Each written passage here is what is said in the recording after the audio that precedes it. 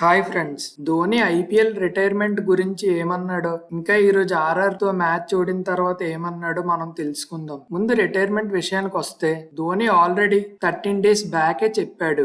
7th మేన KKR తో CSK కి match జరిగింది. ఆ మ్యాచ్ లో సిఎస్కే గెలిచారు. అయితే మ్యాచ్ తర్వాత ధోని రిటైర్మెంట్ కోసం ఇలా అన్నాడు. ఇప్పుడు నా ఏజ్ 43. నేను చాలా కాలం నుంచి క్రికెట్ ఆడుతున్నాను, కానీ ప్రస్తుతం నేను సంవత్సరానికి కేవలం 2 నెలలే ఆడుతున్నాను. ఇప్పుడు ఐపీఎల్ అయిపోయిన తర్వాత నేను నెక్స్ట్ 6 to 8 months బాగా కష్టపడాలి. ఎందుకంటే అప్పుడు నా బాడీ ఇలాంటి టైప్ ఆఫ్ ప్రెషర్ ని తీసుకోగలదో లేదో చూడాలి. ప్రస్తుతం నేను రిటైర్మెంట్ గురించి ఏమీ ఆలోచించలేదు అని ధోని అన్నాడు. దీన్ని బట్టి చూస్తే Dhoni maximum next year IPL ఆడేలాగే కనిపిస్తున్నాడు. నెక్స్ట్ ఇయర్ కూడా ధోని ఆడాలని కోరుకుందాం. ఈ రోజు మ్యాచ్ విషయానికి వస్తే, రాజస్థాన్ రాయల్స్ 6 వికెట్స్ తో గెలిచారు. మ్యాచ్ చూడిన తర్వాత పోస్ట్ మ్యాచ్ ఇంటర్వ్యూలో ధోని ఇలా అన్నాడు. ఈ రోజు మేము బానే ఆడాము. స్కోర్ బోర్డ్ మీద మంచి టోటల్ పెట్టాము, కానీ చాలా ఎక్కువ వికెట్స్ కోల్పోయాము. లేకపోతే ఇంకొంచెం స్కోర్ వచ్చేది. మేము కన్సిస్టెంట్ గా ఆడాలి.